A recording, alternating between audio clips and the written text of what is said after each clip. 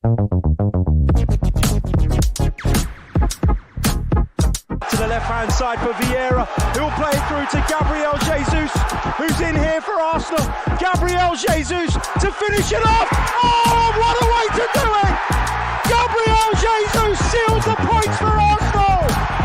He's back, and he's back with a bang. Into the penalty area it goes. Gabriel's header, and it's into the back of the net. Arsenal take an early lead through Gabriel.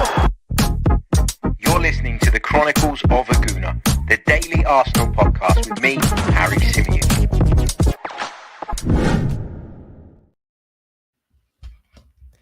Good morning, everybody. Hope you're all good. Hope you're all well. Happy Monday. Happy Easter to those who were celebrating over the weekend. It's the Chronicles of a Gooner, the Arsenal podcast. We're back and we're going to be looking back on that interesting game up at the Etihad yesterday. Arsenal turning up at the home of the champions and putting in a defensive masterclass. Should we be calling it that? Was it a bit of an opportunity missed, given the fact that City weren't at their best? I don't know. We're going to get into all of that on this episode because I think it's a really, really interesting debate and discussion to have whilst breaking down all the nuances of what was a huge game in the context of the title race. Thank you to everybody who's joining us live right now on the stream, whether that be via our YouTube channel, whether that be on X. If you are on X, come over to the YouTube channel, give us a subscribe, give us a follow, turn the notification bell on. That really, really does help. But if you're listening to us on audio, we love you just as much. Make sure that you guys are subscribed and that make sure that you're leaving us a review on whichever your preferred podcast platform is. Okay, I guess we'll start with that question of, should we be happy? Should we be content with the fact that we've gone to Manchester City and got a point? Well, when you put all the context into this, right, into this conversation and into this discussion, this is a place that traditionally we've been battered at.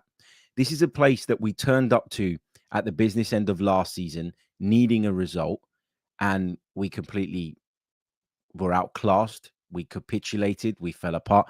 Okay, we had a couple of key players missing that really made a difference to our side. But I think when you apply all the context, which we're going to do throughout the duration of this show, you'll see that actually the draw, albeit not something that you should be jumping up and down and celebrating, is a sign of how Arsenal have moved forward again.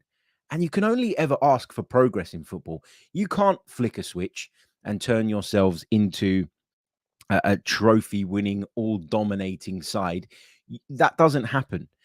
You went to City last year and you got absolutely played off the park and battered and made to look like boys. That was the truth of it. I said it at the time, and I still have that memory of that game. Nothing's changed in my mind with regards to that. We turned up this time. We weren't pushovers. We were much more organized. We were much more streetwise. Did it take away from our attacking play a little bit? Yeah, it probably did, because I think that there were points in this game where when we did try and turn the game around, when we did try to break away, or we tried to, create some kind of sustained period of pressure from our side, at points we were maybe just too tired to do it. We had too little of the ball to be able to create the high quality chances that you've come to expect from Mikel Arteta's Arsenal side. Did we have a few moments that we should have done more with? Yeah, absolutely. There were a couple of moments in the first half for Gabriel Jesus. There was the one where he took it on his chest and he hit it just wide of the near post. Difficult chance, that, to be fair. There was another opportunity where he sort of won the ball, then got involved in the build-up to something and, did some really good footwork around the edge of the box to make the room for the shot, and maybe just took on one too many players. There was another opportunity where I was screaming at him to have a shot, and again, he just tried to take maybe that extra touch and overcomplicate matters a little bit. But, sorry, there was the one in the second half, of course, wasn't there, as well, where Bukayo Saka played the ball across the face of the goal. And I know a lot of people were upset that Gabriel Jesus didn't get on the end of that as well. But I think, having sort of thought about it and processed it all on my way home from Manchester last night, I'm actually quite pleased with not so much the outcome, because how can you really be pleased with a point in a 3-horse race when you went into the weekend top and now you're not. You can't be ecstatic. You can't be jumping up and down. You can't be celebrating. But what you can be, I think, looking at the circumstances and looking at the way we were able to nullify a side that are so good going forward. I think you have to look at it through a more positive lens. It is glass half full rather than glass half empty. Lots was made of some of the injury problems that Manchester City had going into this game. Lots of people were talking about, the fact that they were without Kyle Walker, that John Stones was obviously not fit enough to start the game. And all of that is valid and all of that is true. But, we had a Bukayo Saka yesterday on the pitch that clearly wasn't at 100% in terms of his fitness. We couldn't play Gabriel Martinelli, who I talked about in the lead up to the game as being really, really important, even more so in the absence of Kyle Walker. We couldn't play Thomas Partey alongside Declan Rice from the start because he wasn't fit enough, and I think that would have made us stronger. There was a lot of things we couldn't do. We couldn't play Takahiro Tomiyasu from the start at left back, who I think Mikel Arteta would have probably preferred, all things considered. So we had players that maybe weren't as injured as to the point where they couldn't feature at all, but we certainly didn't have a clean bill of health. And it's very difficult to have that coming back from an international break because people have been going here, there, and everywhere. And, you've lost track for a few days of maybe where those players are, and you're not able to take care of them in the same way. But Manchester City's attack was still intact. Manchester City's forward line was still as good as it ever is. They were able to bring Grealish back later on in the game. Jeremy Doku's a player that everybody's been waxing lyrical about this season. Bernardo Silva, Kevin De Bruyne, Erling Haaland, Phil Foden were all in the team. Rodri was in the team. What we did really, really well yesterday was defend with solidity. What we did really, really well was keep Manchester City at arm's length. And if I go to the match statistics, to be able to keep a side like Manchester City, despite them having 73% of the ball, far enough away from your goal that they've only managed one shot on target, I think is something to be not ecstatic about, but something to use as encouragement, I think, when you're talking about the evolution and the progress of this Arsenal side. We only had 27% of the ball, but we didn't allow them to cause us too many problems. And what that says to me is that we're now able to control games without having the ball too. Last season, it was, we need to have the ball. We need to be dominant. We need to be in control all the time. That's the only way. And we turned up at Manchester City and we tried to play in exactly the same way as we'd approached the rest of the season. Only A, we didn't have the personnel that day to do it. And B, we were up against a side that were much, much better than us. Sometimes the beauty of football, what makes it so special and what separates the top managers from other managers is this ability to go, right, this is how I want to play in an ideal world, but today's not the day for it. I have to adapt. I have to change it. Now, there were some comments earlier on from some of you guys in the chat before I actually went live who were quite critical of the way that Arsenal played and the way that Arsenal approached this game. And I'll read a couple of them out. Gunnar Deja Vu said, such a disappointing performance. We still don't play City the way Liverpool do mentally. Liverpool see themselves as equals. We still play them as a small team hoping to nick something. Jid went on to say, also not happy with our performance. Big clubs don't care who they play against. They don't change or try to contain. We played like a Mourinho side and showed them too much respect. Let me give you a stat that I don't think a lot of people realize. Liverpool have never won under Jurgen Klopp at the Etihad against Pep Guardiola's Man City. Never. It's never happened. There's a reason for that, because it's a bloody difficult place to go. You're not going to go from never competing with this side and being nowhere near them to just flicking a switch and rocking up at the Etihad and blowing them away. Okay? It just doesn't happen. Liverpool have had years and years and years to get to the place that they are today. They've built up that kind of, that mental resilience when it comes to facing Manchester City, but only at Anfield.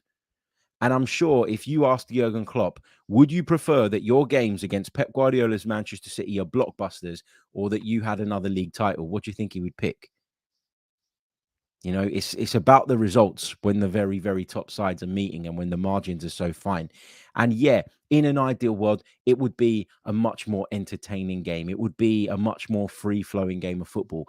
But Mikel Arteta realizes where his Arsenal side are at, and he knows Manchester City inside out. And over time, he's been able to come up with a formula that stifles them. Now, it hasn't been 0-0 and 0-0. I know that we won the game by a small margin at the Emirates earlier this season, but Mikel Arteta did beat them this season. He's the one that had already taken 3 points off of Manchester City going into this fixture. He was the one that was away from home. His side were the side that was sitting above Manchester City in the table. The onus was on them to go out and win the game. For us, it was about being compact. It was about being strong. It was about making sure that we didn't get beat. And if we could nick it, great. But this idea as well, and I've heard some people saying over the last few hours, well, you know, it was a really good defensive display for the first hour, which was great, which was fine. I'm absolutely fine with that. But at some point, we should have been able to then recognize that they weren't at their best and almost flick a switch and go on and win the game. And the substitutions should have made the difference and all that. Do you realize how difficult it is to be without the ball for so long, to be chasing shadows, to be super concentrated to the point that you are not allowing any space? Manchester City had one attempt on target. I don't remember David Raya making a single save. Normally, when someone goes to the Etihad and gets a result, you go, oh, bloody hell, they rode their luck a little bit there, or the goalkeeper was outstanding, or the centre half was outstanding, or whatever. You find some kind of reason for that. This was just a collectively really bloody good defensive performance from Arsenal. But this idea that when you get to 75 minutes, having played like that and having had to play like that because your opponent's so good, they forced you into that position. This idea that you can flick a switch and all of a sudden you're going to be, you know, this incredibly dangerous and threatening attacking force is wild. That's not the reality of the situation. And I think people do need to, understand that and do need to think about that. I just don't understand. If you can't win a game, then make sure you don't lose it. And that's what Arsenal did yesterday. And I thought they did a really, really good job in the end to make sure that they didn't throw the game away. They didn't take unnecessary risks. They took risks to a point on the counter attack, but were well aware of their vulnerabilities in behind, and were well aware. I say in behind, I mean in those spaces of, in between the midfield and the defense, when you push people on too aggressively. Declan Rice being in the side helped us to deal with that in comparison to last season, and Gabriel and Saliba being at centre half was a big part of that. And we're going to talk about them in a bit more detail, but I'm very pleased with our performance. Not massively pleased with the result, but I'm content with the result is how I would put it. And now, there's 9 games to go. Let's get our heads down. Let's go and beat Luton on Wednesday, and let's see where we are come the end of the season. We're still in the race. And yesterday, although it didn't say to me, oh my God, we're going to go on and win the title, what it said to me is that we're much better equipped this time around to last the distance. And also it gives me encouragement with regards to the Champions League, the fact that we were able to put in a defensive display away from home, up against the ropes at times, against a very good side like Manchester City. Let me take a few of your comments on that, and then we will dive into some individual performances, and we'll get into lots more on this episode of the Chronicles of a Gooner. If I could just ask you to leave a like on the video if you haven't done so already, it really, really does help. Subscribe to the channel if you're brand new. If you're on X, then please do come over to the YouTube channel, give us a subscribe, or if you prefer to listen in audio format, you can find the Chronicles of a Gooner podcast on all major podcast stores. Zed Tom says, I'm very satisfied with our performance. We knew it was going to be a battle and that they'd have most of the ball. We never gave up or caved under that extreme pressure, got close to scoring too. I would argue that we had the better chances. Like, we created the better opportunities, the better openings. So I can understand why there's a bit of frustration that we didn't go on and win the game. But, it wasn't to be our day in that department. But defensively, we were so good and so capable that I think you should be focusing on that more than anything else. Siva says, happily take 1 point with a clean sheet at the Etihad. After that result, I really feel we can win all of our remaining games if we can defend like that, even the away game at Spurs. That's the thing, right? Defensive performances like that build confidence and trust among the group of players and from the fans as well. So, yeah, I like that, and I agree with that. HG says, Odegaard said that himself. It was difficult to make a play after chasing the ball for so long. The players themselves are disappointed in not controlling the game a bit more when having the ball. I think we looked tired at points. I really did. I think certain individuals looked really tired, and you could see that there were tired touches, there were tired decisions when it got to those kind of attacking phases of the game. But we still battled, we still fought hard, we still were able to make sure that we didn't do anything silly and throw the game away. And I'm going to talk about the importance of having a fit squad in a little bit, because I think that's massive here, and that's something that we should be looking at as a positive, because it allowed us, I think, to keep the door closed for as long as we did and eventually leave with at least a point. Right, we're going to take a short pause. When we come back, we're going to break down some of the more nuanced discussions around this one. Manchester City 0, Arsenal 0. We're asking the question today: was it a defensive masterclass or an opportunity missed? Let us know your thoughts in the comments. Okay, I want to talk about the value of the squad, because for me, there were a couple of players that at the point that we made changes or began to make changes, there were a couple of players that were struggling. One of them was Jakub Kiwior. I think that people were pointing fingers at him at halftime. And I kind of want to defend him a little bit first, because I don't think Jakub Kiwior was bad yesterday. I think Jakub Kiwior was up against a really tricky, clever, and under the radar, strong Bernardo Silva. I think people don't realize how much Bernardo Silva puts himself about because of his size and his frame and his stature. But he's an incredibly difficult player to deal with. And I think at times in the first half, Jakub Kiwior maybe struggled a little bit. Once Manchester City brought Jeremy Doku on, along with Jack Grealish, Mikel Arteta thought it best to bring on Takahiro Tomiyasu to deal with that threat. And I think he was absolutely right to do that. I feel like that was the right move at that point. Bit better as a one-on-one defender, bit stronger, maybe a bit quicker across the ground as well, but clearly not fit enough to start the whole game, which was the problem, wasn't it? But Kiwior was one of those players that I looked at and thought, maybe we need to get you off. And the other one was Jorginho, who I just felt like the game passed him by a little bit. I felt like he wasn't able to get on the ball and control games or control the game in the way that we know he can. I think that was to do with City being really good and aggressive in the way that they pressed as well. They defended excellently from the front, Manchester City, and they really stopped us playing out from the back. I can think of many occasions when Arsenal had the ball at centre half and were looking for an option to move the ball into midfield, and it just wasn't there because De Bruyne, because Foden, because Bernardo Silva, and all of those guys were doing such a good job of closing down those channels and spaces. So I felt like Jorginho was someone that the game maybe passed by a little bit, and he doesn't have that physical dominance that maybe Declan Rice does in order to be able to make an impact and a difference in a slightly different way. So I felt like those two were the two that needed to come off, and fair play to Mikel Arteta. He realized that, I thought, just at the right time, before any disasters happened, before any mishaps happened, and he brought on Thomas Partey and Takahiro Tomiyasu. Now, I would go as far as saying that neither of them looked fit enough to me, at least when they initially came on. I think they grew into the game a little bit, and it must be incredibly difficult, of course, to come into a game cold like that and be expected to perform at such a high level. But the reason I wanted to talk about the importance of having a fit squad is that you can foresee these issues occurring. And if you've got players sitting behind you as a manager that you trust, you can make those changes nice and early. You can be proactive rather than reactive, and you can deal with the issues that you maybe think are around the corner. And that's exactly what we did, because from the minute those two came on, it felt like Manchester City were just starting to get on top of us a little bit at that point. And then you bring those two on. You bring those two on and you go, yeah, right, we're going to settle it down now. And we're going to use those two because not only are they fresher than the two that are playing, they're probably better suited in terms of their individual attributes. I think that both of those guys would have started the game had they been deemed fit enough, but they're not.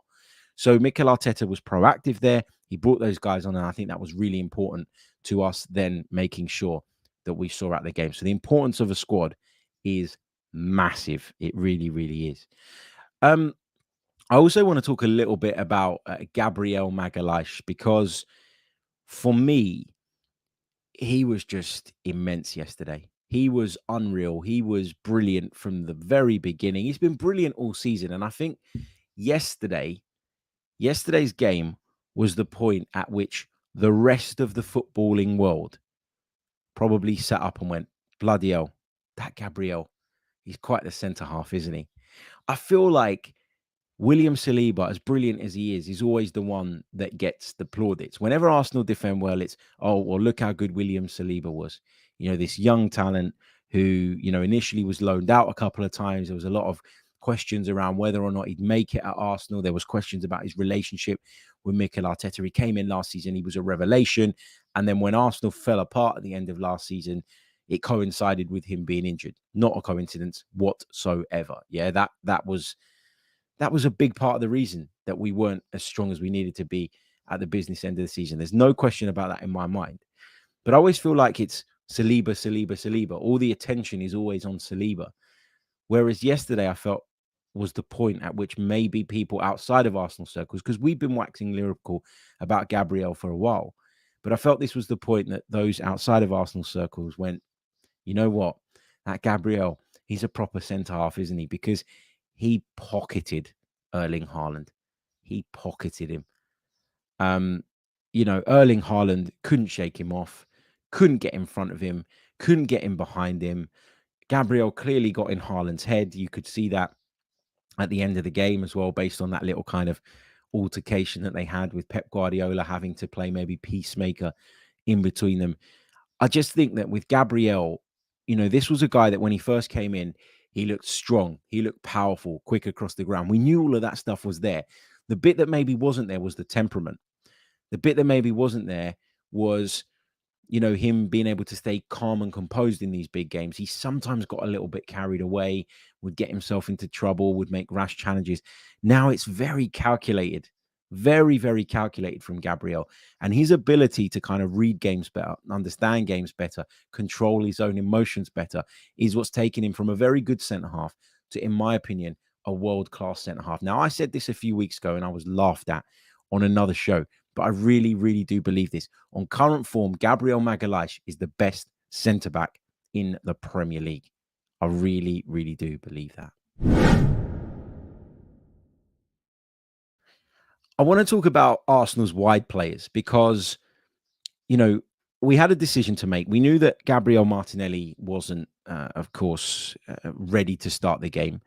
Bukayo Saka was clearly nursing some sort of problem. Bukayo Saka doesn't come off early unless Bukayo Saka has a problem. So I think to me, it was pretty obvious that he wasn't quite in tip-top shape and that, you know, we needed to get him off at some point.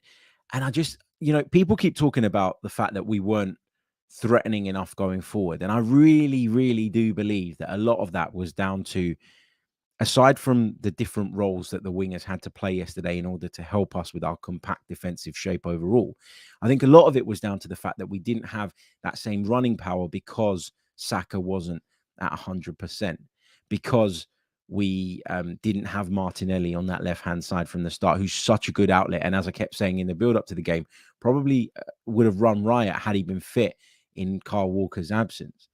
We played Jesus, and although Jesus has got a lot of stick for missing a couple of chances, I think his defensive work was unreal. It was out of this world, and he deserves praise for that. And that's where sometimes you have to look at the context of the game and you have to look at how the game is going. Gabriel Jesus, for me, is someone who, you know, can cause all sorts of problems going forward. but also defends really, really well from the front. Only this time, he wasn't just defending from the front. He was having to come all the way back into the left-back position at times to defend. And when you do that, again, I keep talking about this ability that people imagine footballers and football teams have to flick switches. When you're back at left-back defending, do you know how difficult it is then to look up, get your head down, and make a really sort of powerful, meaningful sprint forward? It isn't easy to do that over and over and over again. I think on the other side, Bukayo Saka was defending plenty too. Saw him in some really deep positions, but I think he had Ben White behind him. He was just a little bit more comfortable than Jakub Kiwior was on the day, and that meant that Bukayo Saka had sort of less defensive responsibility, in my opinion, than Gabriel Jesus did on the day. But they weren't really playing like wingers yesterday, and that was partly down to, I think, not having the fitness to be as explosive as we want them to be, but also because let's not forget, Jesus has had his fitness problems of late as well. He's definitely not in peak condition. But I also think it was, Manchester City being really good and Manchester City forcing us back and pinning us back at times and making it so that those guys had no option but to come back and defend. So we can talk about them as being wingers, but yesterday it felt like they were playing more like midfield players who were starting in a wide area, but were tucking in really, really narrow when necessary and helping the fullbacks by doubling up against a very, very talented Manchester City squad. So we can focus on the fact that they didn't produce that much as an attacking sort of force. But I think what we should be doing is, okay, having that constructive criticism of them, but also focusing on what they did do, which was a really, really good defensive job for the team.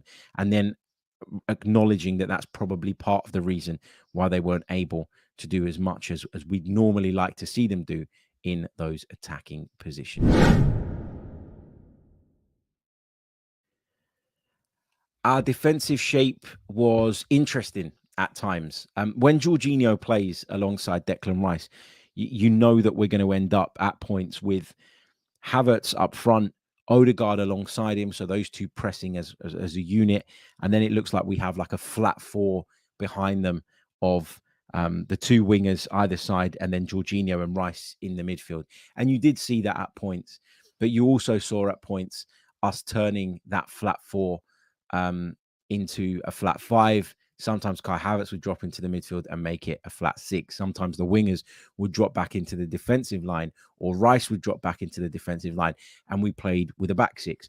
What Arsenal had to do was limit very specific spaces, because we know the spaces in which Manchester City like to attack, and we know that they like to hurt you in, very specific ways. For example, one of the things that this Manchester City side do better than anybody, I think, is get to the byline and cut balls back. And what we did was made a conscious effort using our wingers / defenders as they were yesterday to make sure that we limited the number of times that their players could get to the byline.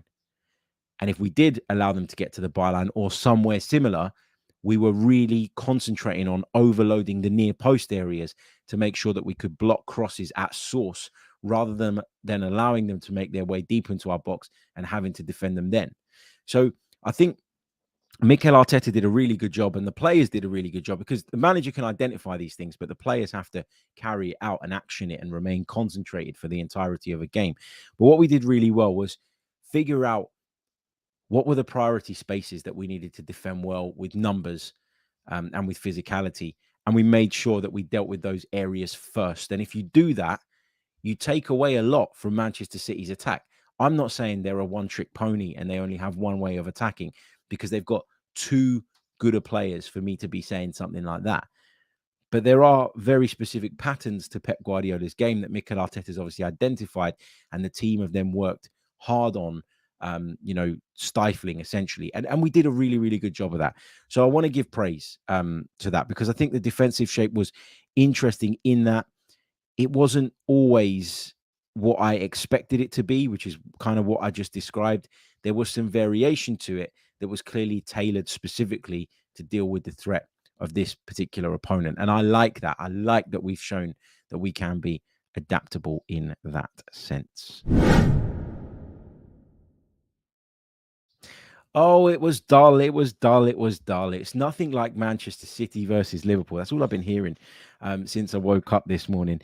Do you think Jurgen Klopp cares about how exciting his games with Pep Guardiola have been over the years? Or do you think he cares about the fact that he's only managed to win one Premier League title? What would be his priority? I'm pretty sure if you said to Jurgen Klopp, you'd be playing out 0-0s with Manchester City, but you'd have another title on the board, I'm certain he'd take that, wouldn't he? So this talk about it being dull and all the rest of it, whatever. You know, Arsenal's job, Manchester City's job yesterday was to turn up at the Etihad and get the best result possible for their side. Their responsibility is not to entertain the neutral, not to entertain the Chelsea fans. I don't even know why they're piping up. This was a game between the big boys, not to entertain the Manchester United fans, another side that have no right to be piping up at this moment in time. The responsibility of both of those teams, both of those managers, was to set their teams up in a way that gave them the best possible chance of getting the best possible result for themselves. They are not responsible for your enjoyment, neutrals. Sorry, get over yourselves. I'm fine. I'm absolutely fine with the way that we played, and I'm absolutely fine with the result. Did I want more? Of course I did, but look, it's a good point. It's a solid point, and we're still in the race going into the real business end of the season, where squeaky bum time really does begin. If we take a look now at the Premier League table, I want to talk a little bit about what this means. This result, you know, Liverpool have gone back top of the league, having beaten Brighton, which I expected to happen, by the way. It's a bit like the weekend when Liverpool played City, right? And we were playing Brentford. You knew that you were probably going to gain an advantage on those sides because the likelihood of a draw was very high, and the probability that you were going to win in a much more fancy game was very high. So it was always a real distinct possibility that you were going to gain something on Liverpool, Manchester City that weekend. We did. And now that was the same this time with us meeting Manchester City, only in Liverpool's favor. So Liverpool going top doesn't panic me, doesn't stress me out, because I was pretty confident that was going to be the case come this point on Monday anyway. And you know, when I was doing my predictions and you were all saying to me in the chat that I was way off and I was completely wrong, well, this weekend, I know it's only one weekend in, it is panned out exactly as I predicted. So I'm not going to sit here and be upset about that or concerned about that.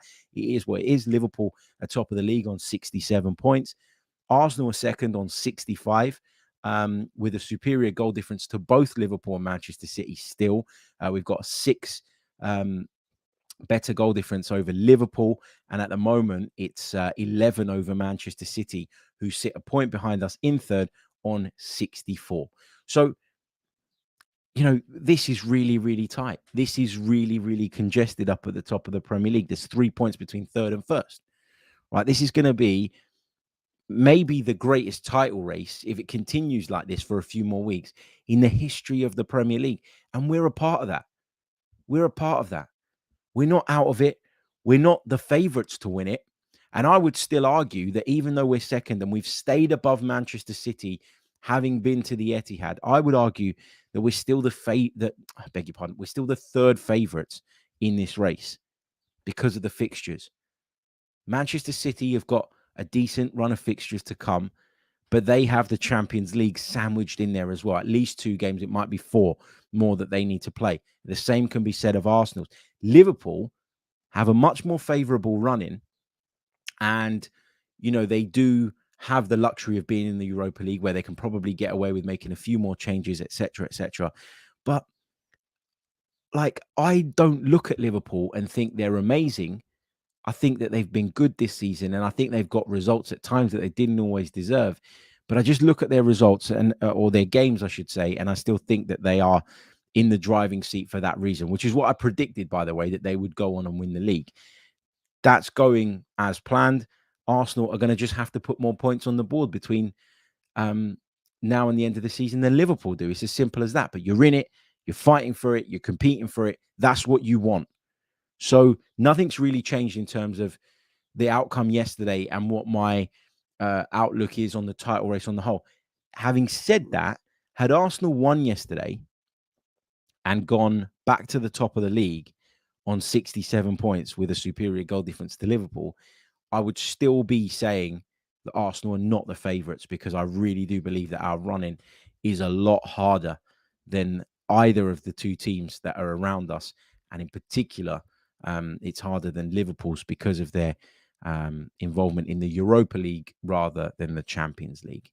So, yeah, that's where I'm at on that. Look, guys, so much to get into, so much to discuss. I know that there's a few people in the chat that want to talk about David Raya, who I thought was fine yesterday. I thought he just obviously, he was slipping over a little bit in the first half, which was a bit frustrating.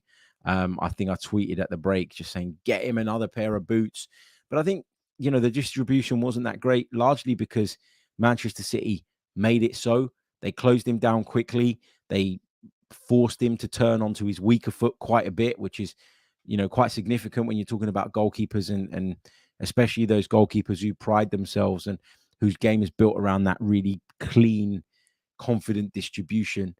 And yeah, I thought it was fine. As I said, I thought Kivior was okay. I thought Jorginho was okay, but I think Arteta made those changes at the right points in the game.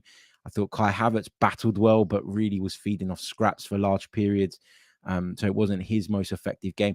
I thought Odegaard at times, was a little bit loose in possession. Some of the passes he played were poor, didn't execute them right, looked tired, looked off it, but continued to work for the team. Rice was really, really good at protecting those spaces in between the lines that we touched on earlier. And I thought, he did a really, really excellent job of marshalling Kevin De Bruyne specifically as well. There was a lot of points in the second half where I kind of looked away from the ball and I'd find him sort of making sure that he was well aware of where Kevin De Bruyne was. And there was that one moment where Rice lost the ball, but he managed to use his incredible recovery powers to get it back off of Kevin De Bruyne before it turned into danger. I thought Ben White was really, really good as well. In that right back position. Saliba, excellent, of course. It was a good, competent, solid display that ended in Arsenal leaving the Etihad, having avoided defeat and having got a point in the bag. And if you can't win it, then don't lose it. So in answer to the question that we started the pod with, before I let you all go, defensive masterclass or an opportunity missed, I think this falls somewhere in between. But I prefer to focus on the defensive masterclass bit because that's something that we haven't seen from Arsenal very often over the years. We're seeing it more and more this season, but to go and do it at a place like Manchester City is obviously a lot more difficult than anywhere else really in the league. And so, we've gone to Anfield. We haven't been beaten. We've gone to the Etihad. We haven't been beaten. We've beaten both of those sides at home. I think that's progress in terms of our capacity to get results from the biggest of fixtures. Now we need to continue that and build on that momentum. I've got to disappear because we're doing the 90 Min show in just a few minutes' time. Myself, Scott Saunders, Jacob Colshot and Grizz Khan will be looking back over the weekend's football. If you've got any questions, please don't leave them in the live chat because they'll disappear when the stream finishes. But do go into the comments section on the video once we're done, or you can tweet me if you like at Harry Symeou, and I'll pick those up on tomorrow's show because I'm sure we're still going to be talking about the game against Manchester City in some capacity, whilst turning our attention as well to that game coming up against Luton on Wednesday. The football's coming thick and fast, which means the Chronicles of a Gooner is coming thick and fast. There's going to be so many episodes coming to you over the next month or so. I'm here for it. I've had my time over the international break to recharge, and we go again. And we go again big for the remainder of the season. Thank you for joining me. As always, there's so many of you watching. If you haven't left a like on the video and you're watching us on YouTube, please do. If you haven't liked it on X, please do. If you're not subscribed, please do. If you haven't left us a review, please do. It all really, really does help. We'll be back with another episode of the Chronicles of a Gooner on Tuesday, and we'll take some of your questions to start off the show before turning our attention, as I say, to that game against Luton. Thank you so much for joining me. All the best. Goodbye.